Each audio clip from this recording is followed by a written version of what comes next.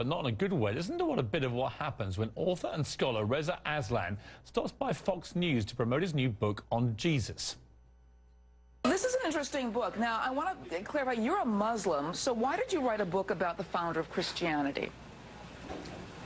Well, to be clear, I am a scholar of religions with 4 degrees, including one in the New Testament and fluency in Biblical Greek, who has been studying the origins of Christianity for 2 decades, who also just happens to be a Muslim. So it's not that I'm just some Muslim writing about Jesus. I am an expert with a PhD in the history of religions. But I have been obsessed with Jesus. Though, it still begs the question, why would you be interested in the founder of Christianity? Because it's my job as an academic. I am a professor of religion, including the New Testament. That's what I do for a living. The book, Zealot, The Life and Times of Jesus of Nazareth, reached #1 on Amazon today. As you could say, that interview went pretty well from Reza Aslan's point of view. And he joins me now. Reza, I mean, what were you thinking as that interviewer was asking those ridiculous questions?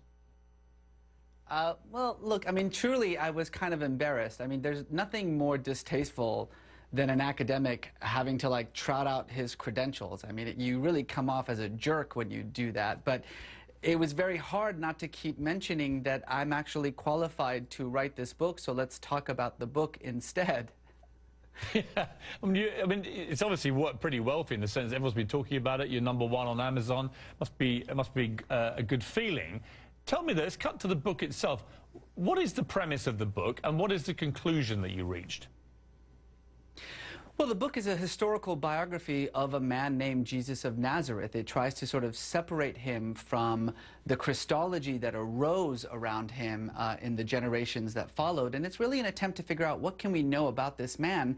And although we can know very little about him, we know a lot about the world in which he lived. So I just take what little we know about him, that he was a Jew, that he started a Jewish movement, and that he was crucified as a state criminal as a result of it, put it in the world in which he lived, and the picture that arises of Jesus is of a far more revolutionary figure than the kind of detached celestial spirit that I think most people think Jesus was.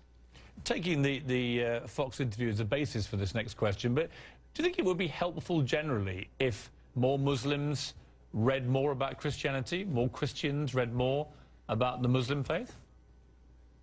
I think for sure. I mean, look, knowledge is key to figuring out who we are and how we feel about each other. But I just want to say, like, I completely understand where Lauren Green is coming from. I kind of feel bad for her. I mean, the truth of the matter is that when you write about religion like I do, you're writing about something that people take very seriously. And I understand that a lot of people, whether it's Muslims or Christians or Jews or what have you, feel sometimes that academics like myself are attacking their faith, attacking their very identity. But nothing can be further from the truth. I mean, as I've said repeatedly, you know, the most important people in my life are Christian, my wife and my mother, and Christianity is a very important religion. I have no interest in attacking it, and frankly, this is not a book about Christianity because Jesus was a Jew. It's a book about Judaism. Tell me, Reza, about your own religious journey, if you like, that you've got on in your life. It's quite interesting, isn't it?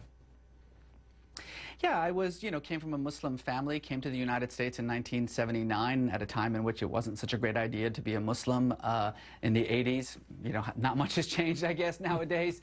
But really, when I was 15, I heard the gospel message for the first time, and it had a profound effect on me. Converted to evangelical Christianity, spent the next 3 or 4 years of my life really preaching the gospel. And then when I went to a Catholic Jesuit institution, Santa Clara University, and really began an academic, in-depth study of the New Testament with my Jesuit professors, all of a sudden I realized that there was this distance between the historical figure that I was learning about and the Christ that I was introduced to in church.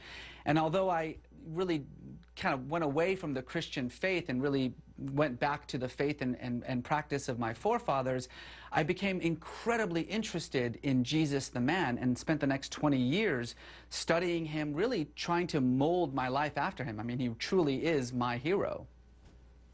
Well, Reza, it's good to talk to you. The book's called Zealot, The Life and Times of Jesus of Nazareth. You should be thanking Fox News, really, because they have springboarded you to #1 best-selling book in the country. Many congratulations. It's a terrific read. You don't need any hype from me. It's already doing itself, so good to talk to you. Thanks, Piers.